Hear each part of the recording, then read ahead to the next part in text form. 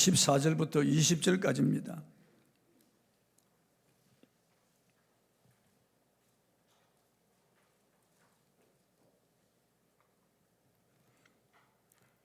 제가 봉독하겠습니다. 때가 이르매 예수께서 사도들과 함께 앉으사 이르시되 내가 고난을 받기 전에 너희와 함께 이 유월절 먹기를 원하였노라. 내가 너희에게 이르노니 이 유월절이 하나님의 나라에서 이루기까지 다시 먹지 아니하리라 하시고 이에 잔을 받으사 감사기도 하시고 이르시되 이것을 갖다가 너희끼리 나누라. 내가 너희에게 이르노니 내가 이제부터 하나님의 나라가 임할 때까지 포도나무에서 난 것을 다시 마시지 아니하리라 하시고 또 떡을 가져 감사기도 하시고 떼어 그들에게 주시며 이르시되 이것은 너희를 위하여 주는 내 몸이라. 너희가 이를 행하여 나를 기념하라 하시고 저녁 먹은 후에 잔도 그와 같이 하여 이르시되 이 잔은 내 피로 세우는 새 언약이니 곧 너희를 위하여 붓는 것이니라. 아멘. 새 언약의 피라고 하는 제목으로 오늘 말씀을 선포하겠습니다.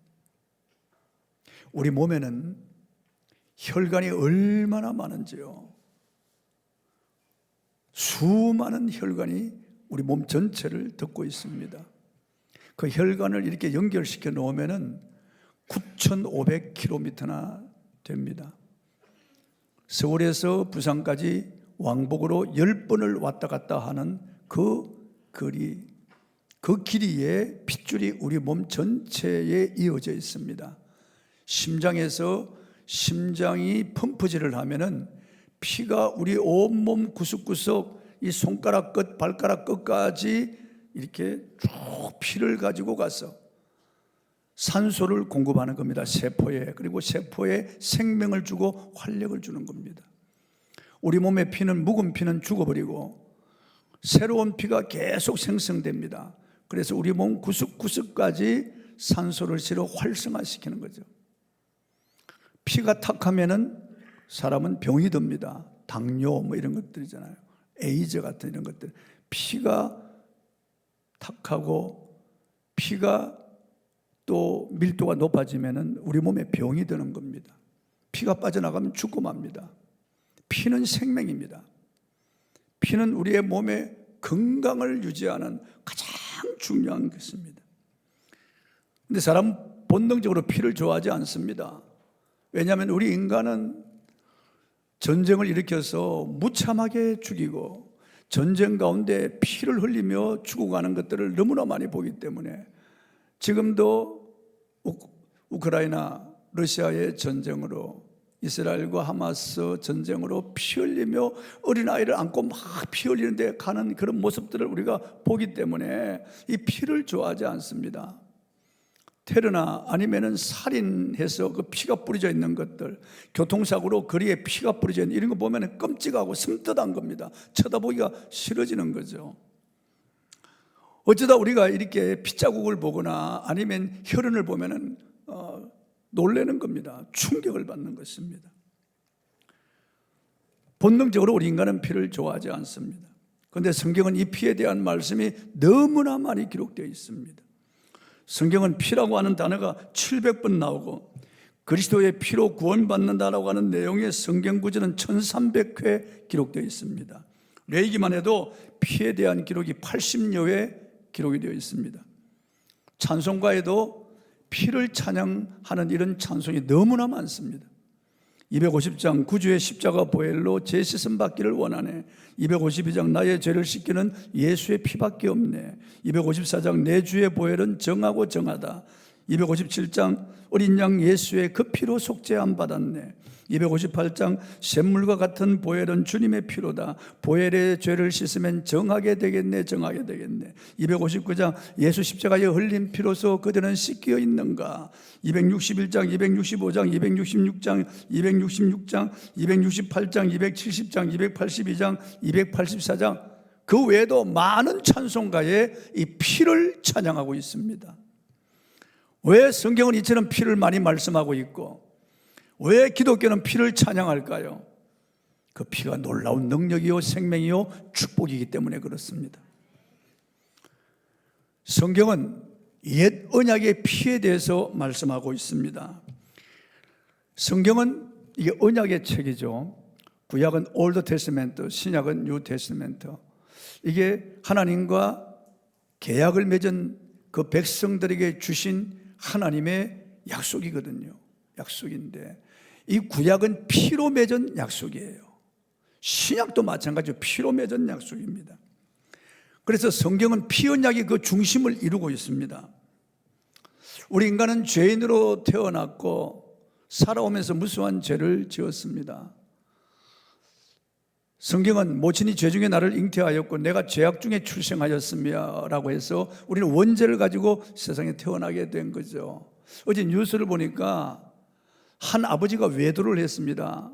율랑녀와 외도를 해가지고 습관적으로 율랑녀를 들락날락 하면서 외도를 해가지고 임신을 시켰는데 그 아이가 성병에 걸려서 태어났어요. 그것도 고칠 수 없는 성병이란. 그러니까 이런 성병으로 아이 얼굴이 이렇게 막 두들두들하게 되고 손도 그렇고 이거 평생 간다고 하는 거예요. 약이 없다는 겁니다. 그러니까 아버지가 이런 성병에 옮으니까 자식도 성병이 유전되는 거예요.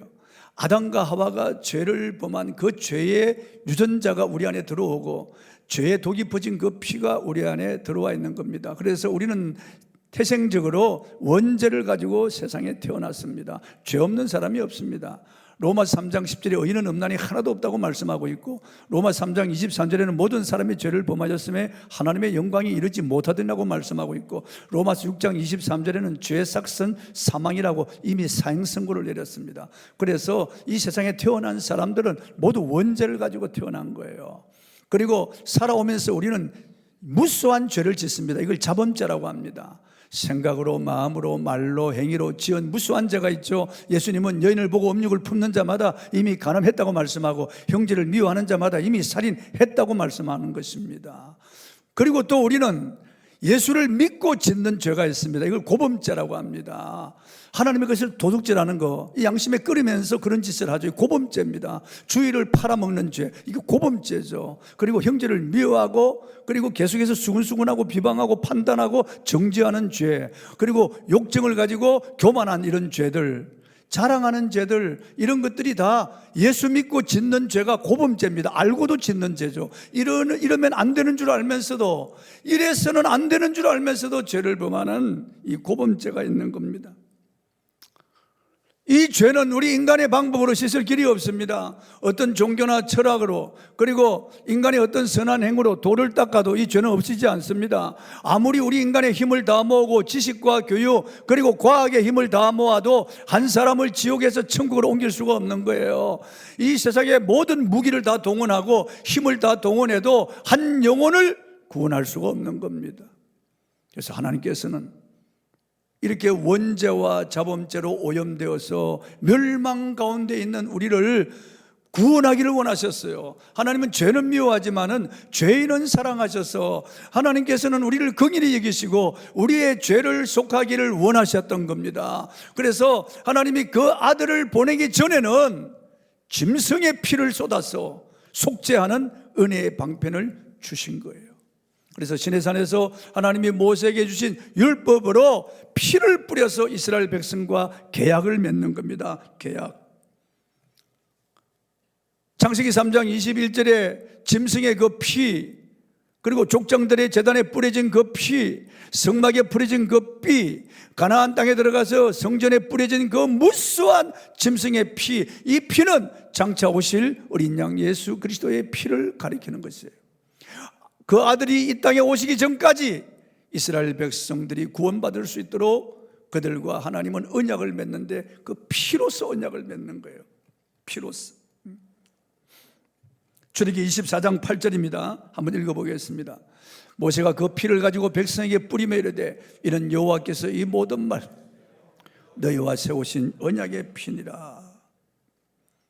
이후에 이스라엘 백성들은요, 하나님의 말씀인 율법에 비추어서 죄책감이 들고 괴로울 때 짐승을 가지고 제사장 앞으로 나아갑니다. 염소나 양이나 비둘기를 가지고 제사장 앞으로 나아가서 자기 죄를 자백합니다. 그러면은 제사장은 그 짐승의 머리에 안수합니다. 이 사람의 죄를 이 짐승에게 전가한다고 죄를 전가하는 안수기도를 한 다음에 그 짐승을 잡습니다. 피를 받아가지고 그 제단 밑에다 쏟아버립니다. 그리고 그 짐승을 각을 떠서 이 번제단에 올려놓고 불태워서 하나님께 번제로 드립니다. 그리고 죄사함의 은총을 주시는 거예요. 그러면 그 사람은 그 마음의 부담, 괴로움을 떨어내고 죄사함을 받고 마음의 평안을 가지고 돌아가는 거예요. 그리고 이스라엘 백성들 매년 7월 10일 날 이스라엘의 대속죄일인데요, 이날 대제사장이 자기 죄를 속하기 위하여 수송아지로 피의 제사를 드린 다음에 양푼에다가 수염소에 피를 담아가지고 지성소 안으로 들어갑니다. 그리고 벗개 위에 뚜껑에다가 7번을 뿌려가지고 이스라엘 모든 백성의 죄를 속하는 속죄 제사를 드립니다. 그리고 밖으로 나오면 숨을 죽이고 기다리고 있던 모든 백성들에게 대제사장이 선포하는 겁니다. 우리의 모든 죄를 용서해 주셨다고 선포합니다. 그럼 백성들이 와 하고 하나님께 찬양하고 감사를 드리는 거예요. 모든 죄를 속하는 제사를 드리는 짐승의 피로요. 그러나 사실 짐승의 피가 우리의 죄를 속할 수는 없는 거죠. 그것은 장차 오실 하나님의 아들 예수 그리스도의 피를 가리키는 것이고, 하나님은 짐승의 피를 가지고 아들이 오시기 전까지 그 피 언약을 세워주신 겁니다. 그러나 이스라엘 백성들이 이 언약을 배신했어요. 하나님을 섬기고 하나님의 계명을 따라 살기로 언약을 맺었는데, 그러면 그들의 죄를 피로서 사해 주신다고 했는데, 그들이 하나님을 떠나고 우상을 숭배하고 그들이 온갖 악행을 저지르는 겁니다. 언약을 일방적으로 파괴해버린 거죠. 에스겔 16장 59절 읽어보겠습니다. 나 주 여호와가 이같이 말하노라. 내가 맹세를 멸시하여 언약을 배반하였은즉 내가 내 행한 대로 내게 행하리라. 다시 말해서 하나님 한 분만을 섬기고 하나님의 계명을 따라 살아야 되는데, 그러다가 실수하고 죄를 범할 경우에는 하나님이 그 언약하신 대로 피 언약으로 그들을 용서해 주시는데, 그들이 하나님을 등지고 우상을 숭배하고 다른 신을 쫓아가니까 하나님께서 스스로 언약을 파괴한 그들을 버리신 거예요. 그래서 그들은 나라가 망하고 바벨론의 포로로 잡혀간 겁니다. 70년 동안 그들은 포로 생활하죠. 그때 하나님은 선지자들을 통해서 새 언약을 주실 것을 약속합니다. 새 언약, 옛 언약 시내산에서 받은 그 모세의 피 언약이 아니고 이 새 언약을 주실 것이라고 약속합니다. 예레미야 31장 31절이 이하입니다. 여호와의 말씀이니라. 보라, 날이 이르리니 내가 이스라엘 집과 유다 집에 새 언약을 맺으리라. 이 언약은 내가 그들의 조상들의 손을 잡고 애굽 땅에서 인도하여 내던 날에 맺은 것과 같이 아니할 것은 내가 그들의 남편이 되어서도 그들이 내 언약을 깨뜨렸습니다. 여호와의 말씀이니라. 그들이 하나님과 맺은 피의 언약을 깨뜨렸어요. 버렸어요. 그래서 하나님은 새 언약을 이제 맺겠다고 하시는 겁니다. 새 언약을 맺겠다고요. 그 언약은 그냥 짐승의 피를 뿌려서 맺은 언약이 아니고 그 아들의 피를 뿌려서 맺은 언약이고, 성령께서 우리 마음에 하나님의 말씀을 새겨주시는 그런 언약입니다. 새 언약의 피. 때가 되자 하나님께서는 그 아들을 이 땅에 보내신 겁니다. 예수께서 3년 공생의 기간 동안에 이 백성들을 위하여 메시아로서 사직을 행하셨어요. 그가 하나님의 아들이심을 증거하셨어요. 수많은 이적과 표적과 그리고 생명의 말씀을 주시고 우리를 위하여 이제 십자가 지시기 전날 밤 마가 요한의 다락방에서 최후의 만찬을 하시는 겁니다. 그러면서 주님께 이렇게 선언하십니다. 본문 20절입니다. 읽어보겠습니다. 저녁 먹은 후에 잔도 그와 같이 하여 이르시되 이 잔은 내 피로 세우는 새 언약이니 곧 너희를 위하여 붓는 것이나. 예레미야나 에스겔을 통해서 약속한 그 새 언약이 이제 새 언약의 그 피라고 하시면서 그 잔을 제자들에게 주십니다. 그가 십자가 제단에서 피를 쏟아서 그 백성들과 언약을 맺을 것을 지금 막 말씀하시는 거예요. 고린도전서 11장 25절입니다. 읽어보겠습니다. 식후에 또한 그와 같이 잔을 가지시고 이르시되 이 잔은 내 피로 세우는 새 언약이니 이것을 행하여 마실 때마다 나를 기념하라 하셨으니. 그렇습니다. 구약에도 짐승의 피를 흘려서 그들의 죄를 속하는 제사를 드렸습니다. 히브리서 9장 22절 이렇게 말씀하고 피 흘림이 없은즉 사함이 없느니라. 짐승의 피가 우리의 죄를 사할 수 없는 겁니다. 그거는 아들 올 때까지 하나님의 은혜의 방편으로 주신 것이고 진짜 이제 주님이 오신 겁니다. 구약의 그 옛 언약의 그 피는 그림자라면 실체가 온 거죠.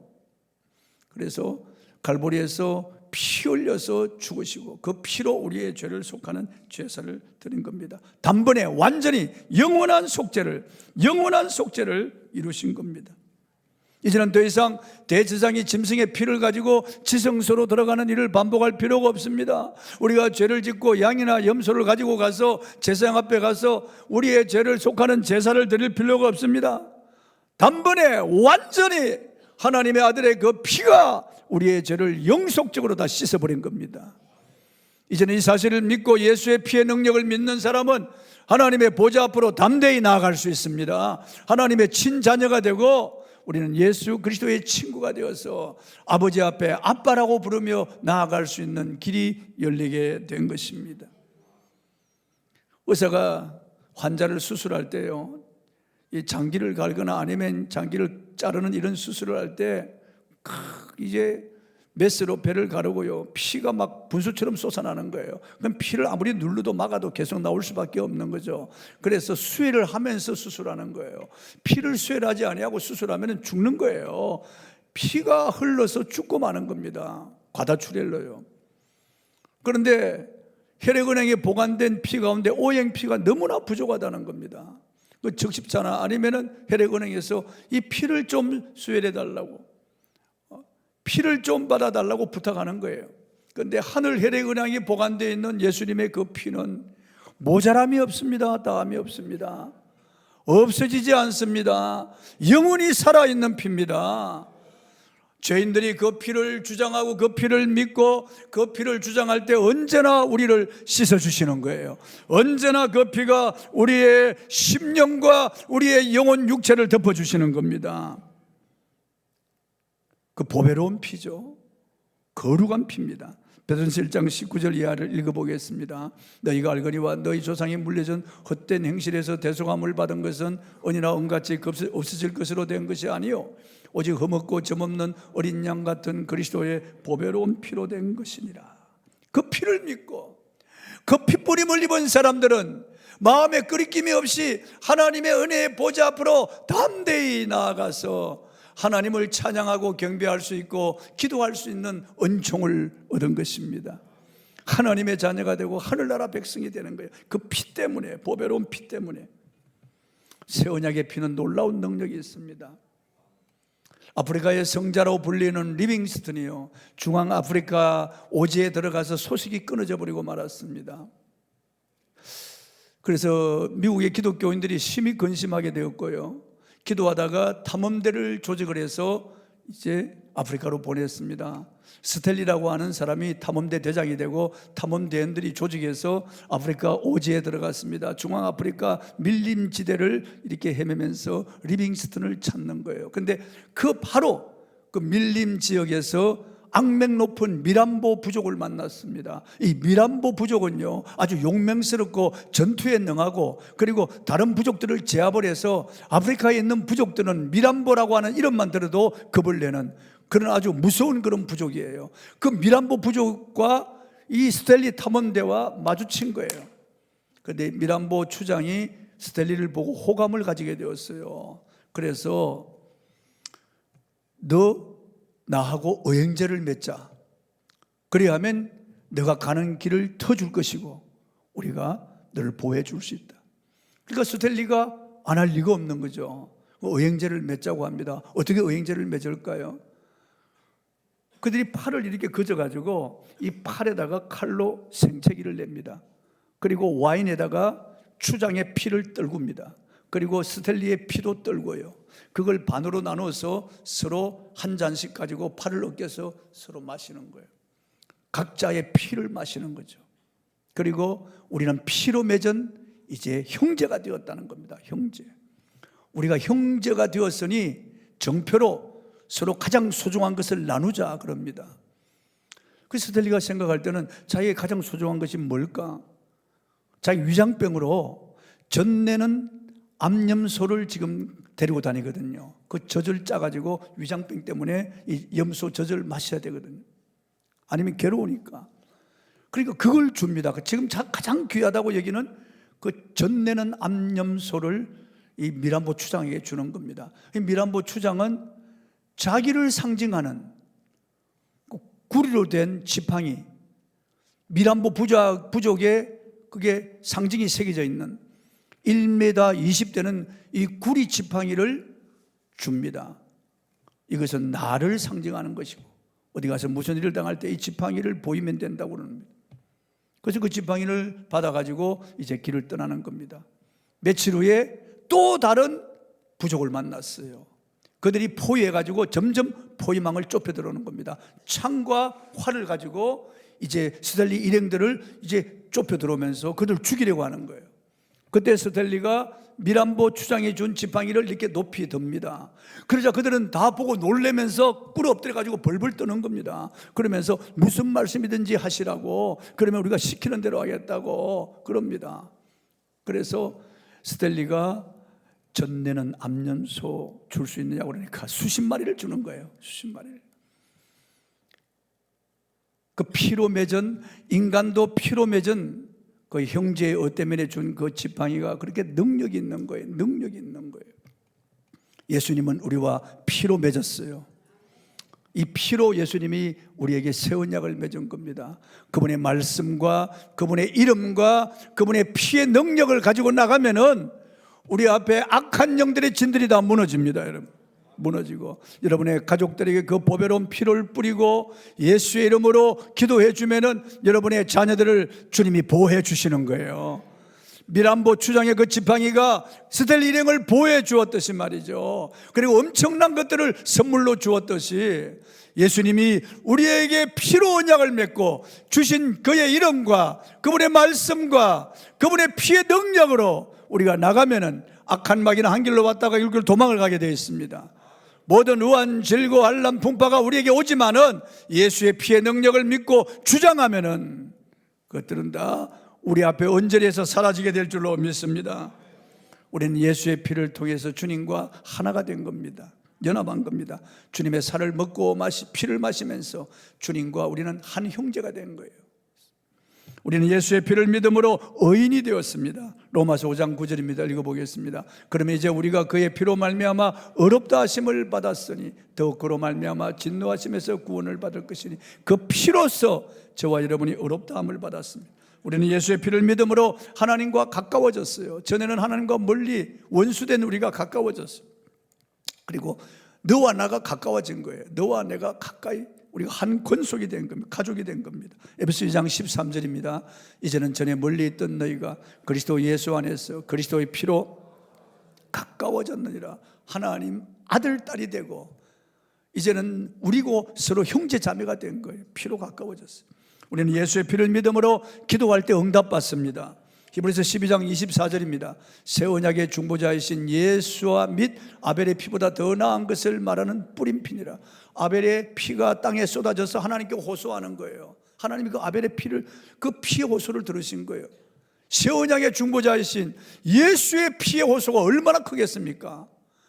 그래서 우리에게 그 피의 능력으로 우리가 그 피를 주장하면서 기도할 때 그 피가 마음속에 큰 증거됩니다. 내 기도 소리 들으사 다 허락하소서. 그 피를 내세우며 우리가 기도할 때 하나님이 들으시는 거예요.